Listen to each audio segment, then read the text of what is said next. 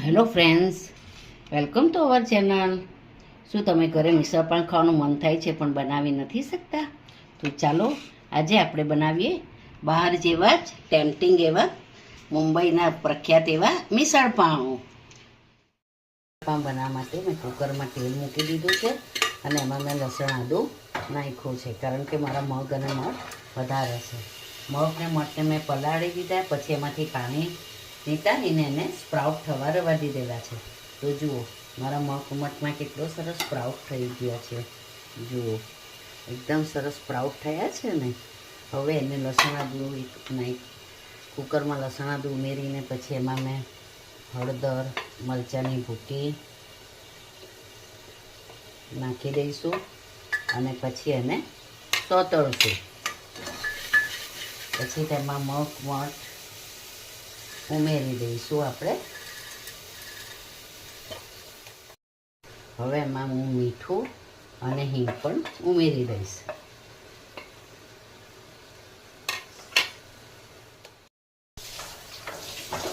હવે એને આપણે સરસ રીતે સોતળશું અને પછી થોડીક વાર રહીને પાણી ઉમેરીશું. એથી હળદર, મરચાંની ભૂકી, હિંગ, મીઠું બધા મઠમાં સરસ રીતે લાગી જાય, કોટ થઈ જાય. જુઓ છે ને. મિસળ પાઉં બનાવવા માટે આપણને જોઈશે મગ મઠ, પછી આપણને કાંદા, ટામેટાં, છોલે ચણા અને વટાણા. મેં ચણા બાફી દીધા છે, વટાણા પણ મેં બાફી દીધા છે, કાંદાને ઝીણા સમારી દીધા છે અને ટામેટાને પણ મેં ઝીણા સમારી દીધા છે. મેં બંને વસ્તુ ચોપરમાં જ કરી છે. અને મગ મઠ મારા કુકરમાં સરસ સોતરાઈ ગયા છે. હવે એમાં આપણે પાણી ઉમેરી દઈશું અને એની એક સીટી વાગે કે ત્યાં સુધી થવા દઈશું.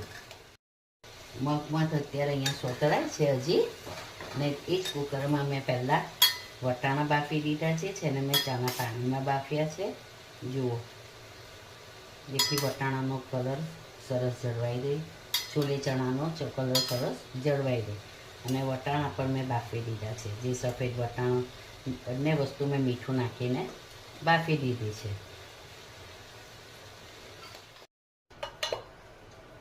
જુઓ, મેં મગ ડૂબે ને એટલું જ પાણી એડ કર્યું છે. મગ ડૂબે એટલું પાણી આપણે ઉમેરીશું અને એની 1 કે 2 સીટી વાગે ત્યાં સુધી આપણે થવા દઈશું.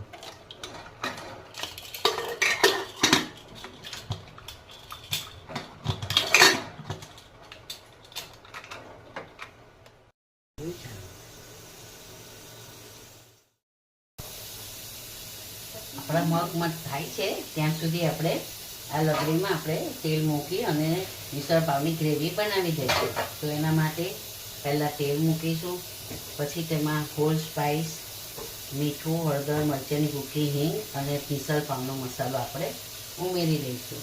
અને તેલમાં સૌપ્રથમ આપણે લસણ આદું પણ ઉમેરીશું.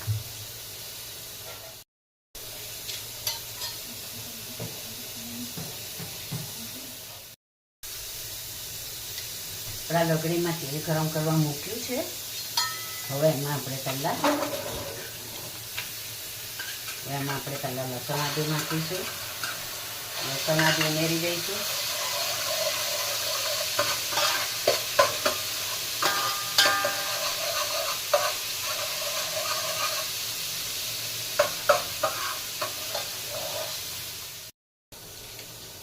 આપણે લગડીમાં તેલ મૂકી અને લસણ આદું સોતરશું. લસણ આદું સોતરાઈ જાય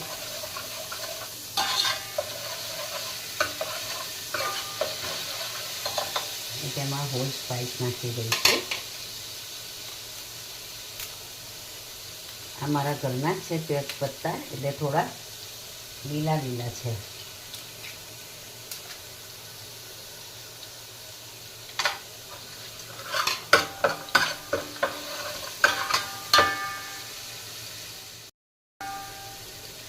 હવે એમાં આપણે ઝીણો સમારેલો કાંદો નાખીશું.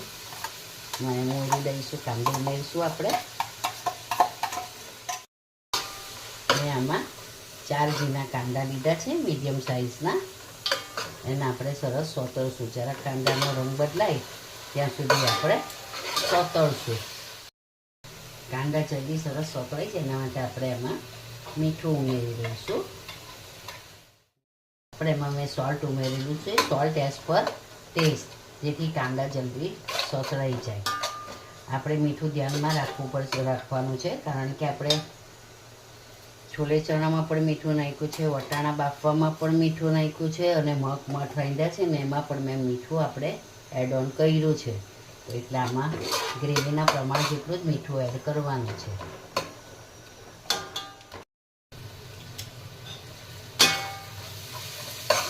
કાંદા સરસ સોતરાઈ ગયા છે. હવે આપણે એમાં પણ મસાલો કરી દઈશું. એમાં મેં હિંગ, હળદર, મરચાંની ભૂકી અને મિસળ પાવનો મસાલો મેં એડ કરી દીધો છે.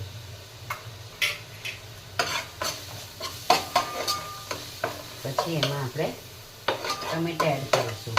4 કાંદા હોય તો આપણે 8 ટામેટા લેવાના. મેં એમાં ટામેટા પણ એડ કરી દીધા છે, જેને મેં ચોપરમાં ચોપ કરી દીધા છે.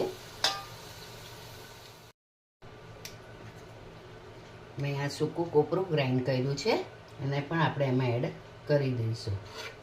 મિસળ પાવ હોય એટલે સૂકું કોપરું, મહારાષ્ટ્રીયન રેસીપીમાં સૂકું કોપરું નહીં હોય તો ચાલે નહીં.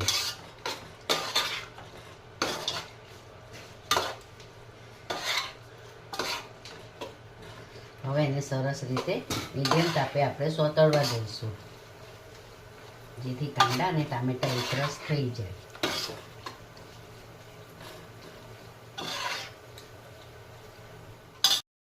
જો આપણા મગમઠ સરસ રીતે રંધાઈ ગયા છે, સરસ કૂક થઈ ગયા છે. મેં ફક્ત એક જ સીટીમાં મારા મગમઠ કૂક થઈ ગયા છે. અને અહીંયા આપણે વચ્ચે વચ્ચે કાંદો પણ સોતરતા જઈશું ને હલાવતા જઈશું. હવે આપણે તૈયાર કરીશું મિસળ પાવ માટેની તરી. મહારાષ્ટ્રીયન આઈટમ હોય અને તરી ન હોય એવું બને. મેં કીધું ને આગળ, જેમ આમાં આપણે મહારાષ્ટ્રીયન આઈટમ હોય, રેસીપી હોય અને કોપરું ન હોય એવું બને. મેં અહીંયા વાટીને કોપરું એટલા માટે નાખ્યું છે કે મારા ત્યાં ઓલ્ડ પીપલ છે, દેટ્સ વાય. એ લોકોને ધ્યાનમાં રાખીને મેં કોપરું વાટીને નાખ્યું છે. તમે કોપરું અને કટ કરીને પણ નાખી શકો છો.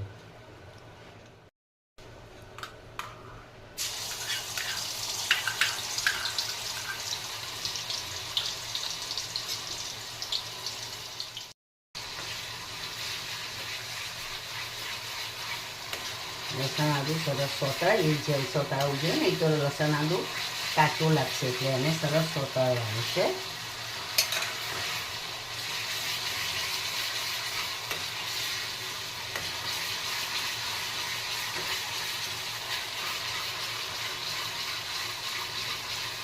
કારણ કે આ તરી ઉપરથી નાખવામાં આવે છે, એટલે લસણ આદુનો રંગ જરા બદલાયેલો હોવો જોઈએ.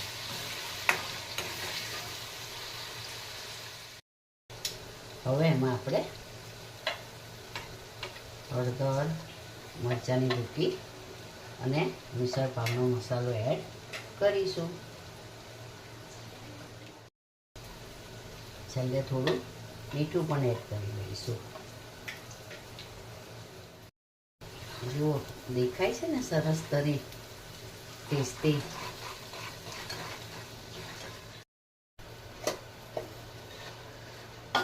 હવે આ કાંદા ટામેટાને આપણે થોડા થોડા સ્મેશ કરી દઈશું સ્મેશરથી.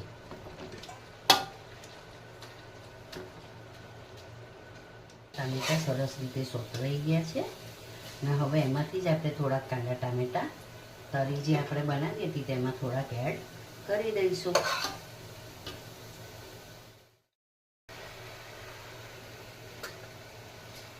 હવે જે આપણે મગમઠ બાફ્યા હતા તે આમાં એડ કરી દઈશું. એની ગ્રેવી સાથે જ એનો જે આપણે થોડો ઘણો ગ્રેવી કરેલી હતી તે પણ સાથે જ એડ કરી દેવાનું છે.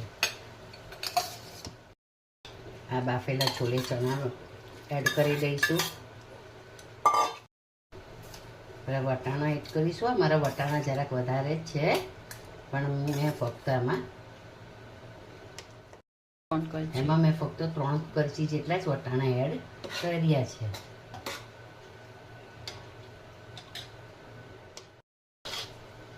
આને સરસ રીતે હલાવી દઈશું. આમાંથી મેં તમાલપત્ર કાઢી લીધા છે. આમાં મેં ઓલમોસ્ટ આ 1/4 કપ જેટલું પાણી એડ કરી દીધું છે અને હવે એને સરસ રીતે કકડવા દઈશું. જો દેખાય છે ને તીખી ટમટમતી, જોઈને જ ખાવાનું મન થઈ જાય એવી તરી.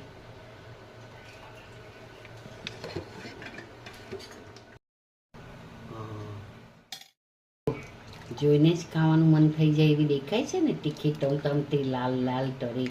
મારું આમાં છે કાશ્મીરી મરચું છે, જે તમને તીખું જરાક પણ નહીં લાગશે, ટેમ્પટિંગ રહેશે.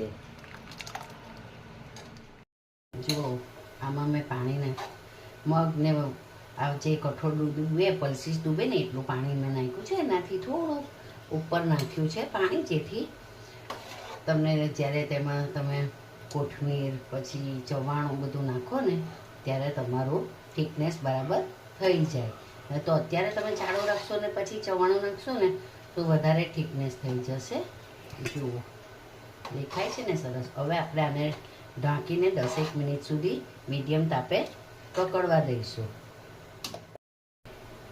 જો આપણી આ તરી પણ રેડી થઈ ગઈ છે. હવે જ્યારે આપણે એસેમ્બલ કરીશું ત્યારે આ જાડું થઈ જાય છે, તો એના માટે આપણે આ તરી પણ એડ કરી શકીએ, એટલે આપણું બેલેન્સ થઈ જાય. અને આપણે ઉપર તો પણ આપણે તરી ઉપર પોર કરીશું એટલે તમને જોઈને જ ખાવાનું મન થઈ જાય. છે ને એવી ટેમ્પટિંગ તરી. જુઓ ગરમા ગરમ મિસળ પાવ આપણું તૈયાર છે, જેને આવી રીતે તરી નાખીને સર્વ કરાય છે. ચાલો આપણું ગરમા ગરમ મિસળ પાવ તૈયાર છે, રેડી છે. તેની પર આપણે થોડીક કોથમીર નાખીશું. તો ચાલો જુઓ આપણું ગરમા ગરમ મિસળ પાવ તૈયાર છે. તેમાં આપણે ઉપરથી થોડો કાંદો પોર કરીશું.